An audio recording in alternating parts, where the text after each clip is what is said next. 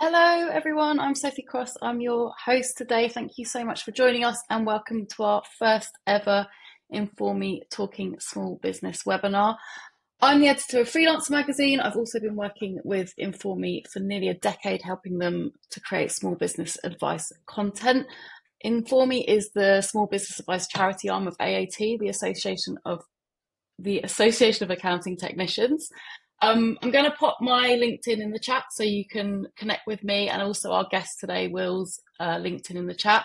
So feel free to use the chat as well. You can say hello, you can say where you're watching from, you can introduce yourself, and you can use it if you have any questions later on, and we'll try and get around to them too. I'm just going to pop these in the chat now. There you go. We'll put Will's in again so you can click on it. Thank you. So so today I'm lucky enough, our first ever guest is Will Blower from Realise Finance. Will is one of the UK's youngest accounting practice founders. He established Realise Finance at just 22, and in less than 5 years, he has grown it to serve over 250 clients nationwide, which is phenomenal. I'm sure everyone will agree. And he puts it down to dedication in building relationships and maintaining a professional yet personal approach. And he's built this thriving practice based in Peterborough, where 48% of your clients come through referrals. Is that right? That's right. Yeah, it's always been like that. Almost that's a good. Yeah. Wow. So today we're going to learn from Will. We're going to talk a bit about his journey, how he's built this practice from scratch, and now he's scaling a service-based business and taking on employees. So thank you so much for joining us today, Will. No, thank you for inviting me. That was such a good introduction. Saved me having to say anything. So yeah, nice and easy. Thank you. No worries. Thank you. So I'm going to start by just asking you, when did you first know that you thought you wanted a career in finance? When did that first ever kind of happen for you? I see. So I was in school. I was doing my GCSEs like everyone else, and got a big passion for football, which was always my thing. See the football shirts on the back. Football's my life outside of business. My football coach at the time drove a lovely car. So I asked, what do you do? And he goes, I'm an accountant. I'm a partner at an accountancy firm. So to me, it was simple. I was like, I want a nice car. I know he has a nice house as well. Accountancy is the one for me. That was the first kind of trigger to what I wanted to do, to what then led my career on to doing business at A-level, looking at how I can get into an accountancy apprenticeship, and eventually that led to AAT. But obviously we can chat about that, I'm sure. Yeah, so take us on that journey. Like, how did that lead to AAT? What did you do? So you studied business A-level. Yeah, that's the one, which is a great A-level. If you're ever looking into accountancy or anything before, everyone always goes, maths is the one. You must have done maths at A-level. I'm like, no, you don't do too many numbers in accountancy. It's the business side that you learn. So yeah, picked up the A-level, and then it was apprenticeship from there. Wow, so you decided to take the AAT journey and then got a position with an accounting practice to do the apprenticeship while you were studying AAT. That's exactly right. Yeah, at the time it was the largest independent practice in Peterborough, a really lovely firm who eventually sold out just as I was leaving and going somewhere else. But they were great at putting me through my AAT studies, introducing me to AAT, because when I wanted to become just an accountant, I had no clue what AAT was. You're not told that kind of thing at school. It's just university or apprenticeship. And then when you go there, you learn the ins and outs, and the accountancy practice was great at supporting through AAT. And you worked for 2 accountancy practices, I think, didn't you, before you decided to start your own business at 22, the ripe old age of 22. Did you ever think you were too young to start your own business? I had doubts. I was like, do I have enough experience? I mean, I'd done my qualifications. I had the knowledge. I had done must have done 500 to 1,000 set of accounts. So I had the experience in terms of actually doing accountancy work. And I've been with a plethora of colleagues at 2 different firms, so one being the largest independent, as I mentioned, and then one being a national corporate top 10 accountancy firm. So I got the balance between the two of what to do. But then it comes down to, but you're 22 years old. Do you actually know about business when you're dealing with someone who's 60, 70, which comes up? We deal from people that are 18 years old all the way up to that kind of age. So there's a learning curve in there, which came thick and fast at the start. But one thing I always never really knew is, am I not getting clients maybe because I'm 22? Was that an issue? But it's something I'll never know, because I assume they just didn't approach me because they thought I was too young. I think it had pros and cons to it. You seem to have got quite a few clients, despite the fact that if you did lose any because of that. Um, so also while you were kind of working at these two other accountancy practices, am I right in thinking that you were kind of your cogs were turning in terms of how you would want to do things for yourself in the future? Yeah, so I mean, when you work in accountancy practices, it's a very standard situation. You work there, you give your life and soul up to 35, 40 years old, and then you might become a partner, and that's the kind of the top end in accountancy is you want to be a partner of the firm, you want a share in that firm to have responsibility with clients. Now, I sat down and I've looked at my very early reviews that I've still got that I've kept, and they say Will wants to either start his own practice or he wants to become a partner. And to me, it just wasn't the right step for me to wait until I was that old to get responsibility. I wanted to find myself out there. I wanted to engage with clients. I wanted to increase my earning potential, I guess, as well, but also just run my own thing and have their own decisions. So was there like was there a light bulb moment one day? Like, do you remember a day when you were like, right, I definitely want my own business? Um, when you're in accountancy, you work with so many other businesses. It's a kind of lucky position. You get to see insights into every single type of business, and I think Mm. doing that on such a busy basis all the time, I just found it was something that I wanted to do. I liked the responsibility. I wanted to make my own decisions. So I can't specifically remember a light bulb moment as such, but I remember sitting in the reviews and them asking me questions and saying, "This is what I want to do." So it's something I've wanted to do for a long time. And what was, the very, very early days, or, as you were kind of setting up, what was your biggest challenge in starting then, do you think? It would have been financial, gaining clients. So at the very start, I just left my job, so I left a salaried role with 25 grand. So still not a lot of money. Accountancy doesn't pay well at the start. Is always a thing we say to anyone looking to train. Um, but with that, I'd left a role, so I didn't have any money coming in. I had to live off savings that I built up, and the problem was, how am I going to find clients to fill this gap? So the biggest challenge definitely was trying to plug that, and that led a lot of worry for the first 6 months to a year. It was tough, but the way I overcome that was making sure I was resilient, knowing this is how much money I've got, this is my budget being very tight. I sold my car, for example, and decided I need to find clients. So what can I do? Can I go down every single route? And I did eventually. I mean, I suppose at that stage, if you weren't kind of being good at budgeting and taking care of your own It would have accounts, then it's quite an important skill. Yeah. so did you obviously sort of then consciously had built a bit of a pot for yourself, like an a pot that was going to cover you when you left that role. Um, so tell me, like, when you were working for other companies or when you first started out, what business values were you thinking, these are like absolutely the things I'm not prepared to compromise on? These are the business values that I want to bring into my business, or maybe you want to do things a bit differently than the way you had been doing them in the other accountancy practices. So what kind of were those business values that you were determined to start and continue realize finance with? Yeah, there was one value that really stood out, which was the word quality. So to me, when I was at that largest independent in Peterborough, they were all about quality. So it was engage with clients, make a very personal touch, give them good quality, like thick paper rather than your thin, flimsy paper. Little touches like that. And the one thing I thought I'll do when I start on my own is keep that same kind of ethos and go with the quality. The firm that they got bought over, and one of the things they changed was that all the paper became thin. And to me, it just didn't feel right when you're paying so much for an accountancy service. You want quality because in accountancy, you'll find as accountancy practice owners that will focus on cheap and easy. You can make money and you can run a business doing that. But to me, one of my values just had to be quality from the very start. And that's worked well for us. Clients love it, and it leads to referrals because they speak about how good the quality is. And how does that quality like go throughout the business, other than kind of things like the paper? I mean, I'm sure there Yeah. must be loads and loads of things that you do. There's loads. So quality comes down to even process in place. It's a training principle. Tori, who works for us, has had the same kind of things. But it comes down to, if you see the paper in the office and the quality, you give a quality service. Yes, we're all trained as accountants. We can all give a quality accounting service. That's fine.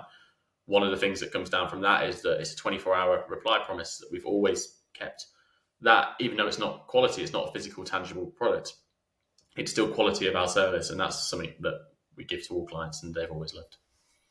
It's so interesting as well, I think, because you've mentioned when you used to work for someone and kind of that disappointment as an employee that the paper quality dropped, and actually it kind of is as important for your team as it is for the customers, that they really believe in those values that you're saying are your business values, and by them seeing the quality of little things, really little things, but become big things like the paper, then they're living those values as well. So I think that's so It's the same with important. anything. It's the same with in life with habits. If you go to the gym, do you do every little thing to add up to that big picture? And I guess that we look at it from a similar way in business.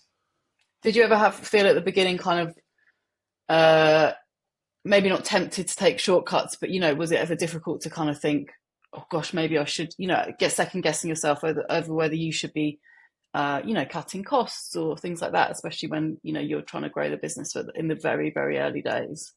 Yeah, it's a great question. So I'm lucky in the business that I'm in that it's very service based. So a lot of them quality things can come down to things we can build ourselves. So at the very start, all our processes was built on Excel. I love Excel being an accountant. So things like that are possible.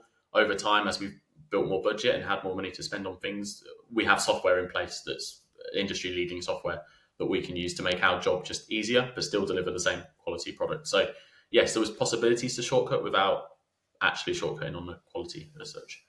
It's really interesting. And um, you know, we've spoken before, and you've talked about kind of you obviously have this very professional relationship with your clients. You're a very professional firm, but you have this really real personal touch as well, and you get back to people so quickly.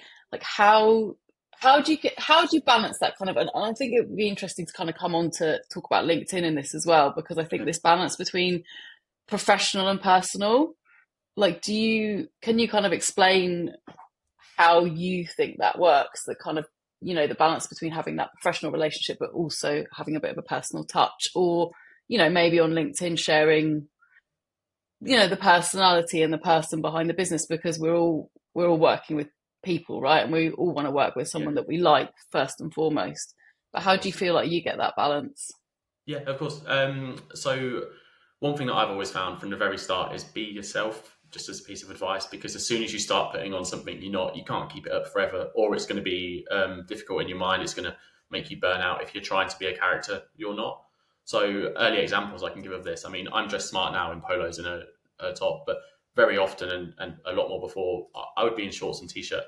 Now, it was very much an expectation. I would go to a networking event and I've rocked up in sports equipment or sports gear kind of thing, and someone would say, "Are you a personal trainer?" I'm like, "No, I'm an accountant," and they're mind blown, because they're like, accountants, they're the ones in the suits. That's the normal thing. And I've always found if I'm myself, it's going to come across to how we do business. Now, in accountancy, yes, as you mentioned, it's a very professional industry. We have to be professional to some standard in terms of what we do for the clients. But when you're on a personal level, as how we do it, we're working with director business owners who are very much, it's their business, they're working in it, a coffee shop for example. Going there in shorts, they like that approach rather than someone in a suit that rocks up and gives them loads of jargon that doesn't suit them. So it's about suiting the right business. We have clients who are on the scale that are bigger, you're talking a few £1 million turnover. Them ones is the smarter attire. So it's just about addressing for the client, but being yourself and not trying to be someone who you're not, I would say.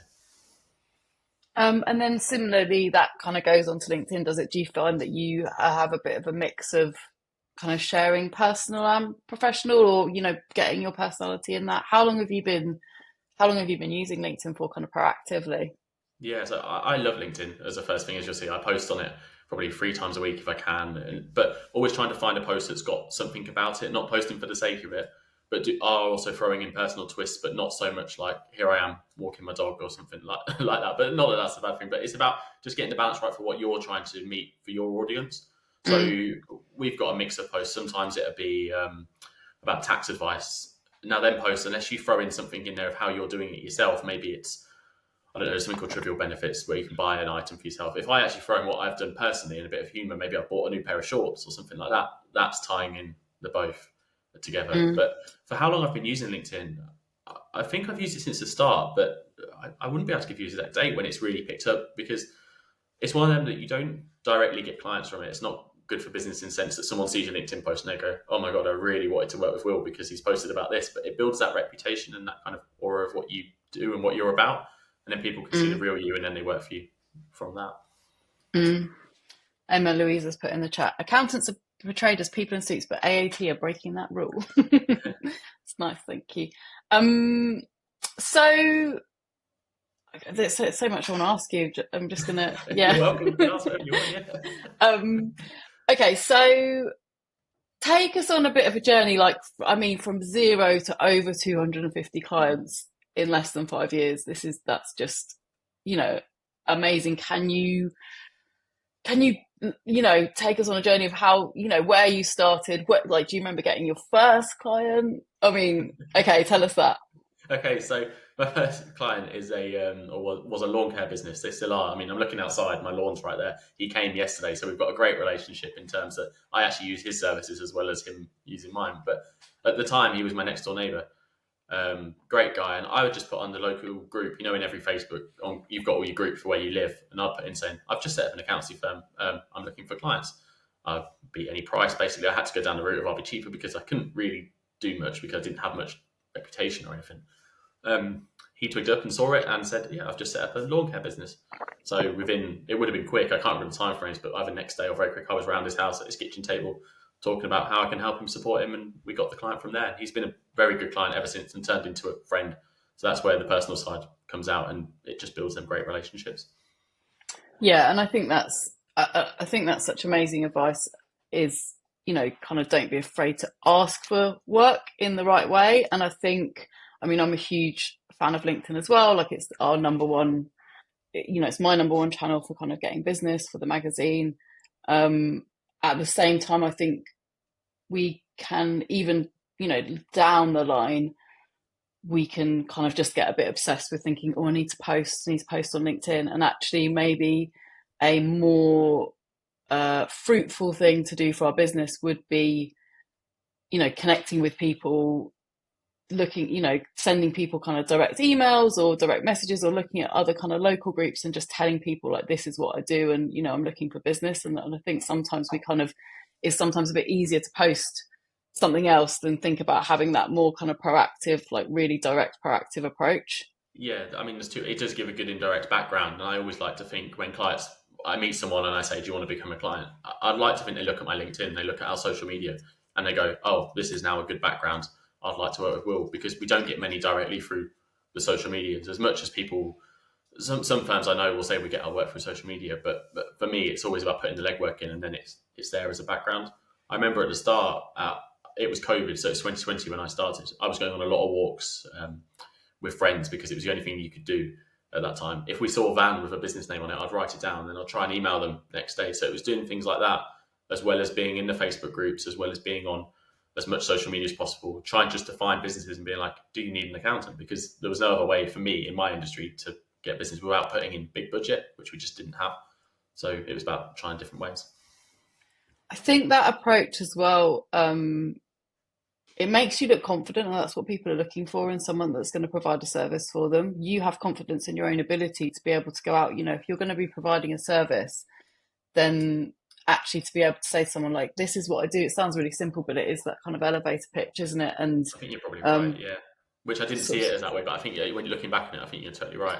I had a call from someone yesterday, just a random mobile number, and we accept every call. We'll always try and talk to the person. And they came out straight away saying, "I'm trying to cold call you, and I don't think you're going to like it." And I said, "Well, give it your shot, because I'm always up for someone trying to do it." And it was a small marketing guy who had just set up in Peterborough, and he was looking for accountant owners who wanted to get more leads. And I had a small chat with him. I said, "It's not for me, but I really appreciate your kind of approach of doing this, because I really liked how you've come across straight direct to me. You've just tried to speak." And I liked that. And he said it was the nicest thing anyone said to him, because most people just tell him to go away. And I was like, at least he's trying. So, yeah. did you ever think about having a niche? You've kind of you have clients all over the UK, different business sizes, every industry. Did you ever think about having a niche in It's terms really of common in clients? accountancy. I don't know if you're speaking to other accountancy owners, but it's a common thing that you get a property specialist or you get a construction specialist. And for me, I'd worked in practices where I was involved in every single kind of area. So I couldn't identify a niche that I knew I actually had experience in specifically. I know I could go out and learn. I could read a lot. I could spend a lot of time trying to learn about a niche. But for me, it was about doing what I really knew, because that always comes across well. So I took the approach of what the other accountancy practices have done and just did a full standard. Now, there is a small niche, I guess, in terms that we work with small business owners up to a certain level, and our niche is that we give a very personal kind of service, but nothing industry specific for us. Yeah, it's interesting because I always say that I'm pretty pro niche because I see that there's a bit of a niche, non-niche kind of debate sometimes kind of goes on in terms of like the freelance world and the small business world and on LinkedIn. And I always think that if you are niche, it can make you more focused on things like where you want to find clients from and things like that. For instance, I kind of say to people, if you're an accountant, specializing in property, you're going to probably win more clients. Will definitely probably win more clients. Definitely probably going to a networking event for property professionals than you are going to a networking event with other accountants. And it can kind of make you quite focused in that respect. And I suppose that if you're presenting yourself, then I'm an accountant that specializes in property, you're able to talk to those people. But it doesn't really seem like you've ever needed. I suppose you maybe started locally. Is that fair to say? And then, look, 85% of our clients are local. So I know you mentioned national, but it's only a small thing from working with good individuals in different counties that have just come up and said we like working with you, and then it's spread from there. So, but mostly we are pretty much local. On the niche thing, I'm not against it. I mean, I hear a lot of mentors, accountants speak really well about niches, and I can see the benefits. I mean, you reduce training in a certain area because you only need to focus on one. You can increase your fee because you're a specialist in that area, and you can spend the time at networking events where all your clients will be.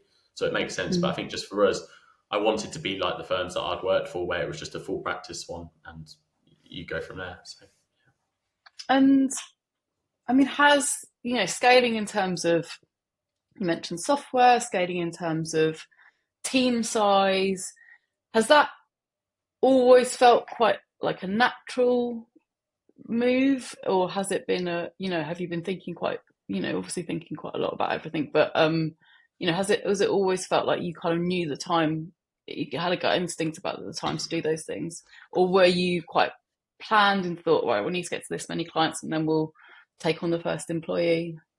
Yeah, so it wasn't as analytical as that as such, but our first employee came from a Kickstarter grant. So I was really blessed and lucky that over COVID, the government gave out grants to get young people into work that were on universal credit, to give them some life skills effectively to try and help them get a job. Great idea, because it's fully grant funded for me as the employer, and I get someone for 6 months on, I think it was 25 hours a week, helping my business, which was amazing because I got an admin person for that amount of time at no cost in 2021. So from that, I then saw how much a benefit of having an employee was for my business. So from there, I found that we probably need to take on an apprentice because the cost is pretty low at the start to take someone on for our business. So it became quite needed quite quickly. So then it was about just making sure we've got enough budget to be able to support someone, which became Tori, who's now almost finished her AAT, which is a great kind of full circle story. Nice. And you're a team of 3 now, is that right? Team of 3. Sorry. We always flip between kind of a third employee. At the minute, we've got someone on an internship grant, but we've got anyone. It's 2 full-timers, myself and Tori, and then we're almost at the point where we could sustain a third person full-time all the time. Oh, and do you track where all of your clients come from? Do you know exactly how? So you ask them, do you, when you do it? And yeah, you it's track always, it like that? asked in the first email when someone sends even if they don't come on board as a client, it's still asked where you came from at least, so we can say either thank you to the client who did put in touch with us, which is always really nice, or we can make sure we're using the area where they came from again in future. And so most of your business comes through word of mouth, right? Referrals. Yeah, so 48%. 49%, yeah, comes through word of mouth at the minute. And do you encourage referrals in any way? I mean, apart from obviously just doing a really good job. But... yeah, the good job and the quality encourages referrals in itself. People want to look good. They want to say, I've worked with Will, and they want their friends to use it, which makes sense. But we don't, as such, encourage it. Now, that's something we probably could do. It's definitely an opportunity there, but we don't say £50 voucher if you bring up, or 10% off your services. We don't do anything like that. But what we do is everyone who does send a client gets a nice thank you gift. They are rewarded in that sense. But no, as such, that I haven't got anything in place now. That's definitely an improvement and something that I could do for the future. What do you think that might look like? What could it look like? Or just a clear kind of something online saying, if you do refer a client, maybe even the bottom of an email signature, just saying refer a client to us, receive whatever it is, voucher, gift, from there. We do it more structured in-house. So if Tori brings on a client, for example, there's a commission structure paid. So there is something in-house for that kind of thing, but not as such for clients at the minute. Interestingly, I think I toy again with referral schemes for the magazine and things like that, and I have kind of gone out and asked people before, but I also think that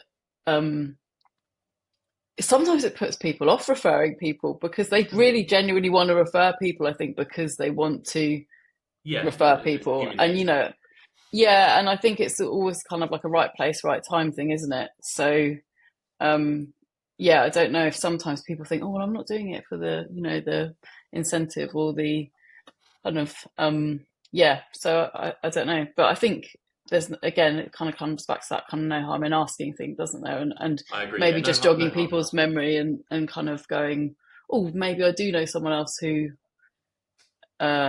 might need an accountant, or mentioned to me the other day that they're looking for a new accountant or something like that. So I think that's why some firms have it just on the bottom of the email signature, and it's there. Or we could add it to our newsletter, something like that, and it's just there as just a reminder every single time that this is what you will get if you do send as a client.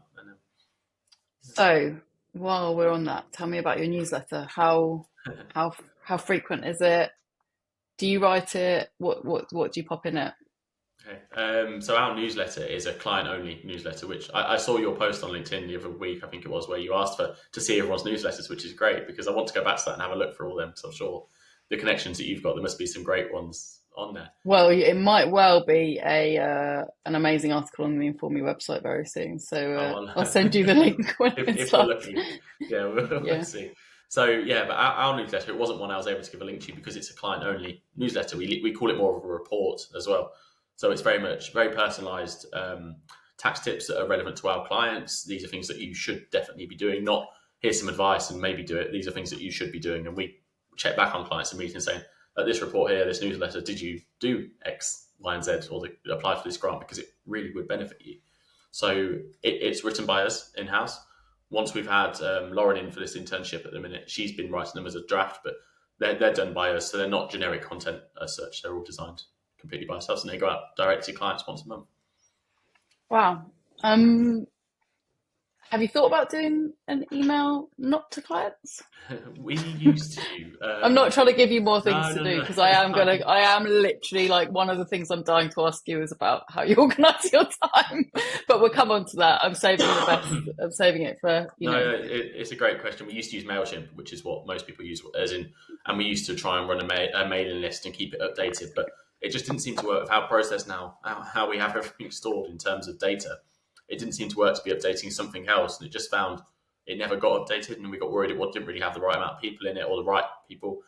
Maybe we could run it better and just have a mailing list that is just everyone we meet and you just go in it unless you cancel, but it's not something we have done as such or would feel we could give as much value to as we'd want to with time. So jumping around a little bit, coming back to, we're talking about your kind of word of mouth being your number one thing and how that happens. What other marketing channels, like what other ways do people come to you as a client? Like, what's your second best? Yeah, but I always know that figure as a one, but you've got social media directly. I mean, I say it does happen.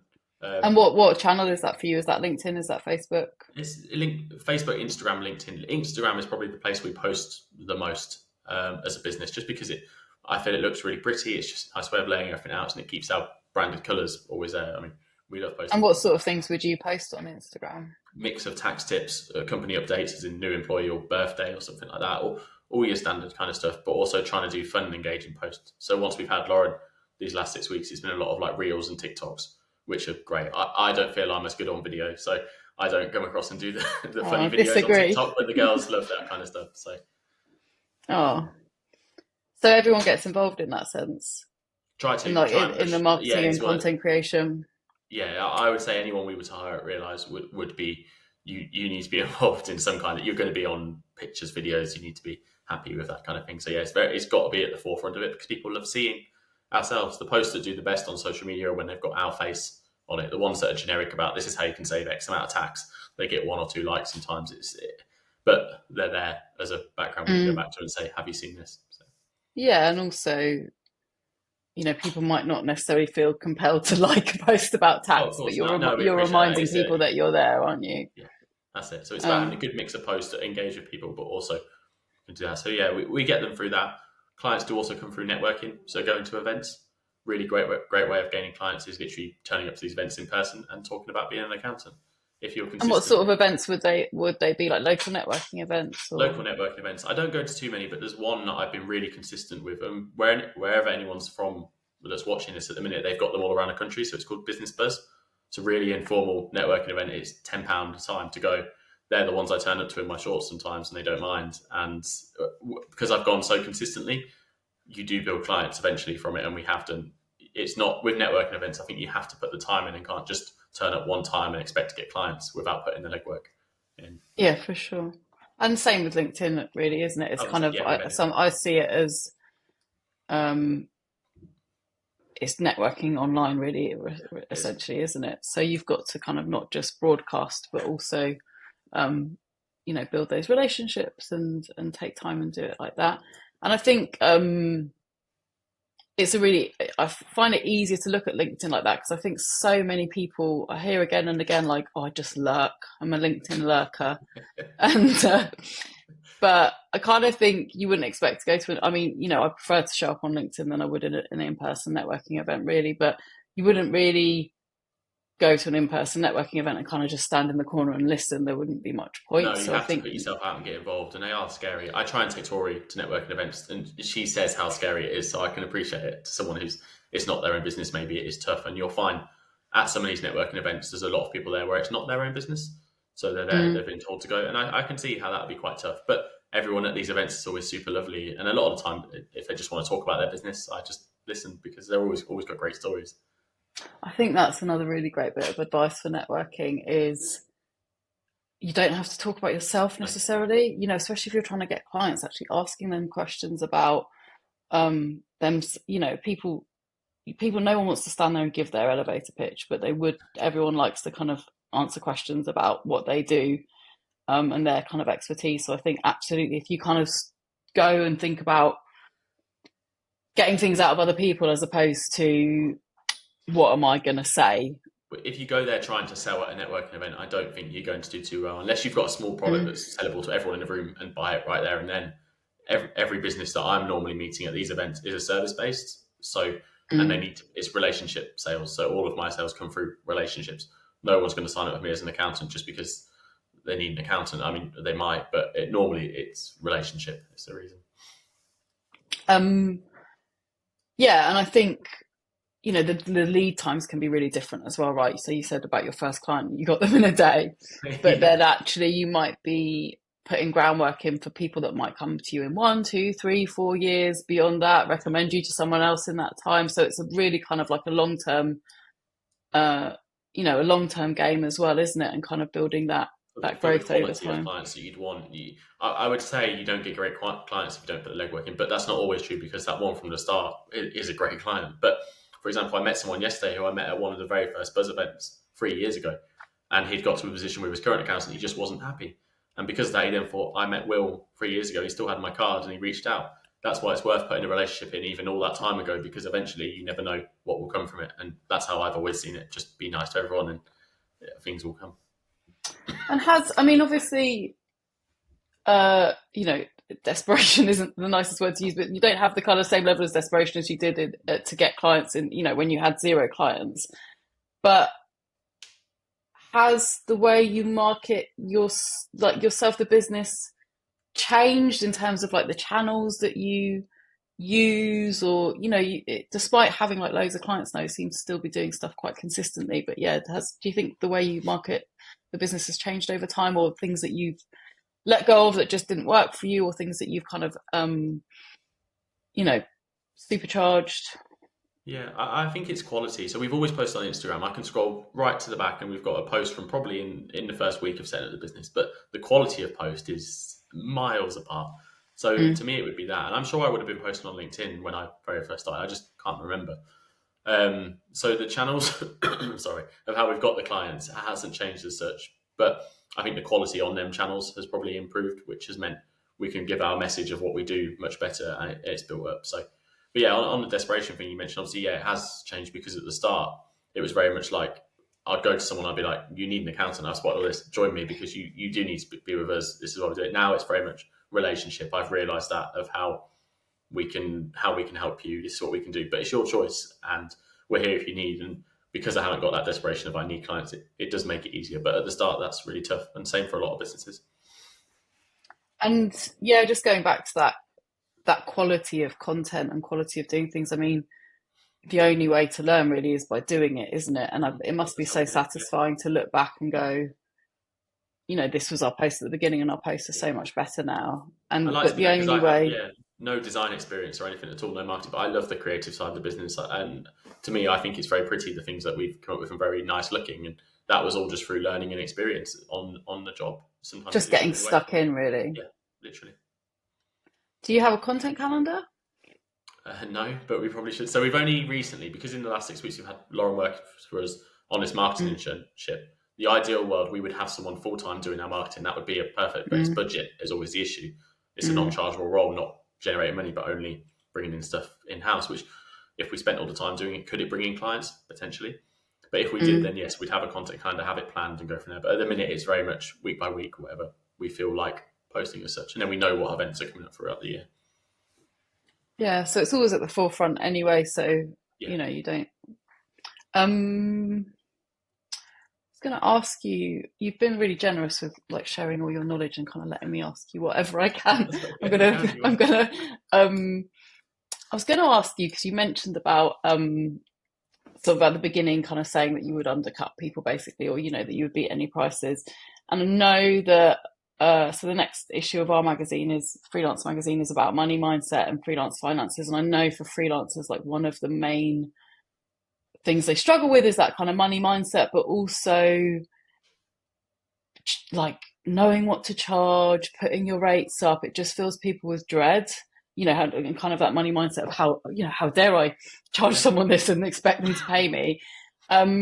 Presumably you've had to put your prices up from the beginning. Yeah, definitely. Is that like something you've found quite an easy process? Is it just something you do like little and often, or how would you communicate that to your clients? Yeah, no, we definitely could have a better process in place for having regular fee increases and doing stuff like that. There'll be some clients that have joined 3 years ago that haven't had a fee increase, but we very quickly got our fees right from them very first clients that was undercut. That we say I don't know what the number was, but say we had the first 10 clients, they would be on cheap. I realised that it needs to be a higher fee. You'll see a lot of mentors online in accountants who talk about don't undercut, don't go cheap fees at the start because it's a nightmare to build them up. I've always kind of disagreed with it because it worked for me going cheap. It got me income when I needed income. I was able to do the work because I was time rich, money poor, effectively.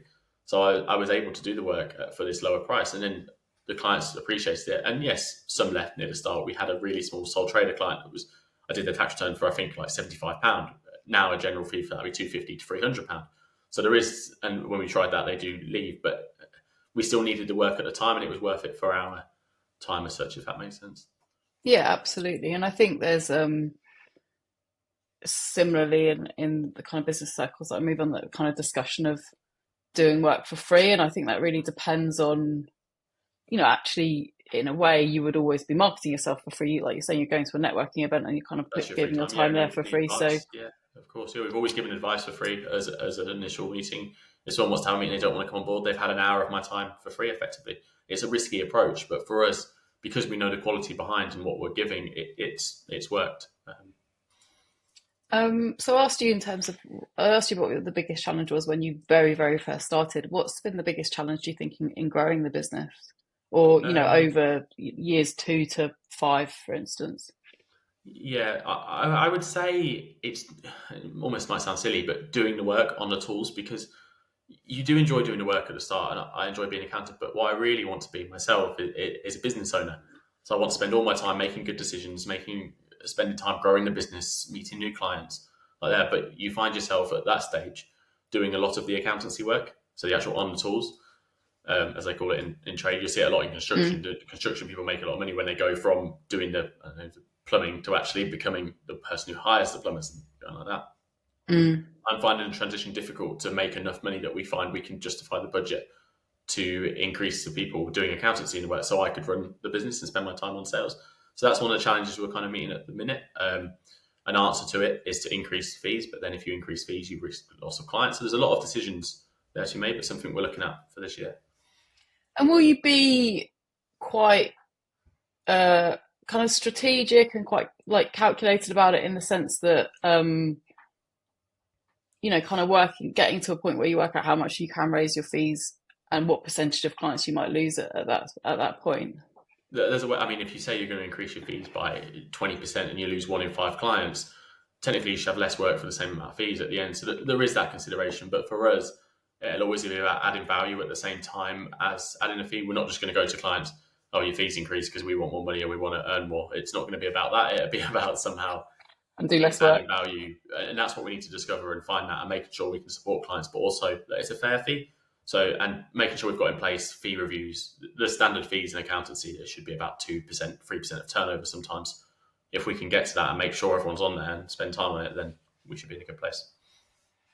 Do you feel there's like a limit to how much you would be able to scale the business? Do you have like like an ultimate goal, or like a cap, or something you feel like, okay, well, once we got to this, then, is that something you have in mind?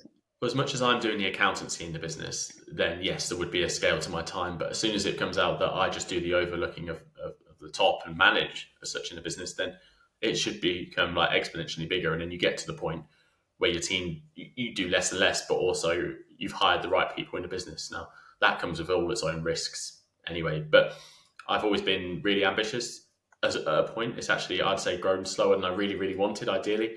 I had a stupidly ambitious dream at 22 that I'd be retired by 30. Now I'm 27. That's not going to happen at all. It was a silly, young, naive view of myself, but it was that kind of aim that I said I wanted to be at that. And I probably never meant retired. I just meant that I would be doing the work and as such. But I love it. I love what I do. So I'm more than happy doing it. And I hope we keep growing in the way we are. Mm. And are you able to kind of, I mean, it's, look back on your achievements as well and kind of I think that's a really helpful thing to do in business, is kind of, it's easy to go, isn't it? Oh, I didn't get to do it. I'm not retired at 30 or things like this, but instead of actually, looking, but, celebrating all of the things that you have achieved and all of the milestones that you've hit. Yeah. Is that something you do, like review? Do you review what's happening? Do you have do you still have quite like goals for the next year or 3 years, 5 years? Yeah, so I've got trackers. So we've tracked every single month of progress from the very start. So because I'm an analytical accountant, it's what we've always done. So I can tell you how much turnover has grown every single month. And with that, I set a target every new financial year of what we want to achieve. Always try and make it a bit more unrealistic than possible. So we don't normally meet it. But it's a qualitative or quantitative target, I should say, that's very much hit this amount of turnover to grow to this amount. Now we also have targets for marketing, so grow to this amount of followers. But it's very much that as long as I'm giving that quality service to clients and they're happy, clients aren't leaving or anything because they're unhappy with something, and everyone seems okay, then I'm happy in general. Mm. And you mentioned before, which I think is something so important, is sort of enjoying the process and enjoying the journey, and maybe it being less about that than an end destination. Because actually, if you kind of got to retire in 8 years or 10 years or 20 years, but hated every moment of it, what do you put that down to? Kind of enjoying what you do so much? I think you've really got to enjoy what you do, especially if it's your own business. You have to have a passion for it, because the fact I've been able to meet that 24-hour reply promise is because in an evening, I don't mind seeing an email and just saying something quick back to it. I actually genuinely really enjoy it, so it doesn't feel like work as such. So I think, to meet that, you've got to make sure it's something you enjoy, if that makes sense. So the question I said I was going to ask you, I'm fascinated, and you've alluded to this slightly. How do you do everything?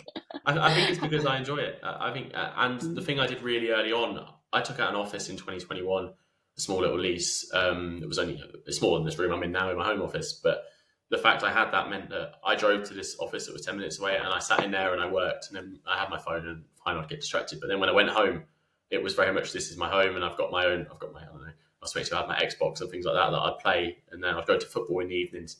And it's very much that personal life was done, and then work was just there. And I treated it just like a normal job as such. It seemed to work really well. It doesn't mean there wasn't evenings where I was working sometimes. I'd find myself needing to do work after. But that kind of split of having a separate place, even a home office, I don't work in here very often because I find myself, I've got my house and I'm just going to go do something else, and I'm going to be distracted. So for me, I'm too much of a distracted person, it doesn't work. So it works really well to have Mm. that split. So I think that's always been a big thing. Yeah, and to have that headspace, we don't realize how important it is to have that headspace away from the business to help you kind of re-energize and just to give you different perspectives. And I actually watched a TED talk that was really interesting recently that was about how the students that get the best grades are not, what you would think it was down to would be like IQ or the most revision time. But it was actually the people that did the timetable, and the first thing they put into the timetable was their non-revision time. I see. Yeah, So they put that in probably that. makes sense. Yeah, because all my personal plans are always planned, and then business just goes around. If someone asks, I know it sounds almost harsh, but if someone asks for a meeting at 5, we've done like 1 or 2 over the time, because very rarely it's like I have personal plans and that is going to happen. I'm not going to be like, I'm not going to football tonight because someone wanted a tax return being done. So I think Mm, you could do it that way, and you could be like, oh yeah, fine, I'll do your tax. But I know that how we do it has worked, and that I'm going to make sure I've got the time for myself to ensure that I mm. don't go crazy. I guess because if you work too much, I guess you could. And how do you, uh, you obviously have a calendar that you use for meetings and everything like that. So like an online, Just like Outlook, yeah. Google Calendar or something. But in terms of getting that balance of, you know, being on the tools and the marketing and things like that, do you kind of put in, um, tasks for yourself in terms of like Instagram posts and things like that? Or, how does that work in terms of how you organize your time between, wearing all of these hats as a business owner and, doing the work, being the marketer, being the MD, being someone who has to come up with the creative ideas. How, Yeah. how do you kind of find that you balance that? No, it's a great question. So my biggest thing is Outlook, in terms of that I'm zero inbox. So every single day I'm constantly, my task list is my inbox. So that's always cleared as a priority as first. That ensures that reply promise is met. And that's the same for WhatsApp. If someone's WhatsApp's actually used at the same time. So everything's met one by one on the emails in priority of oldest to newest. And it's not left. Nothing's missed and said, oh, I don't really want to do that one. Because if you start to do that, you then fall into, oh, you're not going to meet the objective of the reply promise. So that's how I manage tasks in terms of that stuff coming in. That's every single client question is just handled. And then it comes down to how do we track everything else. So we use a timesheet. This records every single minute. Well, we do a 15-minute block of what we're doing. And on that, I'll always just write my tasks that are a bit longer. So we track deadlines and things like that. So as long as I know that someone's work's in, yes, I'll write down, I need to review this. We'll just do it effectively. So I think it's about not procrastinating, which becomes hard. But I think if you've got set times that you're in the office, so very set, 10 till 4 or 10 till 5, something like that. If it's set that that's the time you're in the office, you have that time purely to do the work. And I think that's just how it seems to work so well. And what about time for kind of working on the business, not in the business? So like time for kind of strategy and planning. Like how do you make sure you keep time for that? That probably takes a hit nowadays, if anything, because there's so much time spent on the work. We're in a bit of a quieter time now, February, March, in accountancy in general, where this will be the time to strategize on the business. But I think I had so much time at the start for setting it up, so using the software, to making sure everything was just in place, that it kind of almost just flows. The big thing that would take my time now would be fee review, to go through every single client, because we've got processes in place, we've got software in place, we've got functionality, how it all goes. It would now just be about going through each client one by one, but it isn't too bad now because I put the legwork in at the start, I would say, when I had time. Mm. Oh, thank you so much for sharing all these insights into That's all right. your business. Let me be so nosy. So 2025, like, have you got like a particular focus for 2025? Is there anything that do you have any business predictions kind of for the next year? Is there anything you're nervous about? What do you think, what's coming So for the business government always owners? make it nervous with obviously a new tax year and things coming in. The biggest change we've got coming is the national insurance changes for businesses. It shouldn't impact small businesses too much. So we're not too worried about how 2025 looks. We're actually looking more ahead to 2026, where we've got MTD coming in, making tax digital for small businesses. So if you're a sole trader and you're over 50k turnover, you're going to be in a situation where if you're not running your business on some kind of like Zero, QuickBooks, that kind of online accountancy software, you're really going to need to be, and you're going to need to speak to an accountant. So it's 2025 is going to be a lot about preparation for that ahead of time, highlighting which clients are going to be affected by that. Because we have got some clients who are very old school and just give us bits of paper, there's going to need to be a change for them. So I would say almost a bit of process in that we've got to sort out, but nothing too much immediate that we're working on. So the preparation in terms of, I know very little about finance, but is it right to say that is Making Tax Digital kept being pushed back? It did Has it keep been being pushed pushed back. back? Well, it was meant to start in 2022. So I remember when I started the business, I was like, oh God, I've got to start right away with this new system. But I didn't do anything for it. I just left it and just knew that when it would come out, because I was so small, I had so minimal clients, I don't think any were really impacted. So I was just like, we'll just see what happens. And it kept just getting pushed back. And now we're at April 26th. Definitely 26, is it? Definitely. I'm pretty sure they've started to really push on everything now, and it's there, isn't they're doing it. They should be able to handle it now because they've set up if you earn this amount. It's just that we don't know exactly what they want. That's what we're waiting to hear. So you'll see some firms are trying to push on it and say, get ready for MTD. But I'm kind of holding back and waiting until we actually know so we can just deliver the right thing straight away once rather than confusing people. Right, that makes sense.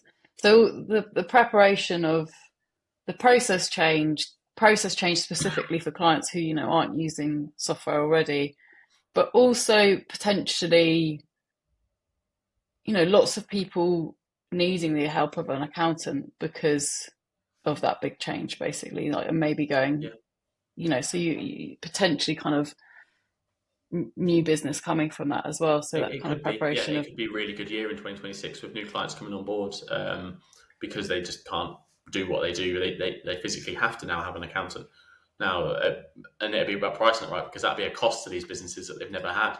And if HMRC do expect quarterly kind of tax returns, it's either really good for us or the circumstance that people might just decide they're not going to run their own business. It's not worth it. But we need to get the balance right. That's why we need to hear from HMRC what they want.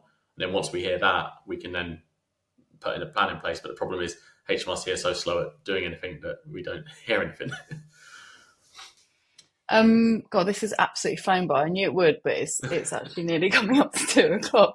I'm just going to ask you a few last questions, if that's okay. If anyone that has got a question in the chat, feel free to do it. But I'm just going to kind of dive into finishing off with tips, really. So, if anyone's studying AAT, have you got any tips for studying AAT? Cast your mind back all those years, all those few years. I still see obviously Tori doing it. My biggest tip would be make sure you get an experience and actually understanding the topic rather than just reading the book and going from there. So, for example, it's hard to give an example. I was lucky I worked in practice, but you'll have people studying AAT who don't work in practice or in industry. If you can find an opportunity, even if it's local practice, and you speak to them and say, look, I just don't understand this topic and I want some involvement in this, try and get that, because I think that experience of actually understanding the topic will really help with doing well in the exam, but also in your future career. Brilliant, thank you. And in terms of running a business, what would you change anything? What would you tell kind of your 1 year self, first year in business self? What would you do anything differently? Or what would be your top tip for someone thinking about starting their own business, their own accountancy practice, or any other business? Well, I think the thing I would say, it's not something because we didn't do it wrong as such, but I'd say be appreciative of how much time you have at the start versus how much time you have when you don't have it. Because obviously I was living off savings. I had the point where money was low and time was high. Make sure you're spending that time well, because I probably didn't spend all of that time as well as I could have. I probably could have built some really good processes and software early on, but I didn't. They came as just part of the work and I just did it. And I remember it was during COVID. I remember not working as much as I probably could have. So that's what I'd say, probably just to make sure you use the time, because it goes away and then you're stuck with less time. That's really interesting. Yeah, I'm sure that most of us have done that in some way or another. What about business books or business? Do you listen to business podcasts? Have you got any favourite business books or any tips, recommendations? You won't like my answer. So no, not as such. I can't see it on here, but I've got a big cupboard. It's that cupboard right behind, literally full of business books. The amount in there is literally rammed. There's probably over 100, 200 books given to me, business owners and stuff, just over the time, just random different things. Charity shops, because I'd go through and just see them because they're cheap, and I'd be like, let's buy that because it looks cool. I've read like one or two just because it's gone on holiday, but I really haven't spent much time. There's one that's a local business guy called Neville Wright. He started Kiddie Care and sold to Morrison's. His book was really good, but it's one of the only ones I've read, so I can't give much of it, unfortunately. Well, So it kind of goes back to probably, you know, it's an time. amazing piece of advice, which is learn by doing, not by, you're not gonna, True. the Yeah. same as we were talking about with the social media. It's sort of, you couldn't get better at tennis by reading a book about tennis, and you're kind of living proof that you don't get better at business by reading loads of books about business. So No, it's totally right. And I've met all the business owners we know. A few of them will read books, but a lot of them just do their business. And some of them are amazing business people that are making, I say, hundreds of thousands in terms of what they're generating. They're doing really well. Maybe they could do better in terms of learning how a business works, but they make money. They can run their business, and they haven't read the books. So I think you're right. I say that's a really good analogy with the tennis. oh, I think we're going to leave it there with that top tip. And yeah, don't read the books, just get stuck in. Like Our next webinar's on Thursday, the 6th of March, and I'm really excited to announce that Will is going to be co-hosting with me going forwards to continue to bring his finance and business knowledge. So our next webinar is going to be chatting to Steve Folland, who's the founder of the Being Freelance community. He also runs the Being Freelance podcast, which has been going for 10 years now, and he's a freelance video and podcast producer. There's loads of content about freelancing on Informe in February as well, so check that out. And yeah, thanks for agreeing to stay on. yeah, no, I really enjoyed that. That was great, and yeah, it'd be good to obviously work with you going forward. I think, let me just see if we've got any. Oh yeah, I'm going to pop the our links in the chat again, so see if they all come up. That's the link for the next webinar. So that's a Calendly invite, and I'm gonna put Will's. And if you do, oh, here we are. Sorry, we've got one question in the chat. We're going to finish up. Okay. Oh, Rachel said, I'm just setting up. How did you attract your first clients? I think she must have missed the beginning of the webinar. Oh, that's all right. Take us back to the first. Maybe tell us about how you got your second Well, client. I can tell you just as a technique to get clients. I think the thing I say to a lot of people I meet at networking events that ask that very question because they're like, I've just started a business. I'm probably really good at doing what I do, but how on earth do I get a client? So what I normally say to people is just put your fingers in as many pots as possible and just try and be out there. It might be that you do it on 99 pots and then that one other one that you do is the one that gets you 10 clients because I feel like you just have to be everywhere. So what I did was as many local Facebook groups as I could, LinkedIn, Instagram, Facebook, family. I'd reach out and just be like, on an account, do you know anyone? I'd ask my friends to share my posts on Facebook. I'd just be confident in doing that. And then eventually they come from certain areas. But then if you do 5 or something, you might not get any clients. But like I say that 6th one, you might get 5 clients. So it's about just doing as much as possible and it will come. Thank you. And thank you for your question, Rachel, and good luck with setting up and connect with Will on LinkedIn and yeah, come to these webinars in the future. Will's really kindly said as well that if you do have any questions that we haven't covered today, please do drop him them in a DM on LinkedIn. Thanks to everyone for coming. Carl said, really inspiring webinar today. Thank you very much. That's Amy has said, learning by doing. Yes, so true. I think reading can make you procrastinate too much. And she's asked for the sign up to the next webinar. So thank you so much for coming to Amy. And yeah, we're going to leave it there for today. So thank you, everyone. I hope to see you on the 6th of March for our next webinar. And thank you so much to Will and for everyone for coming along. Thank you.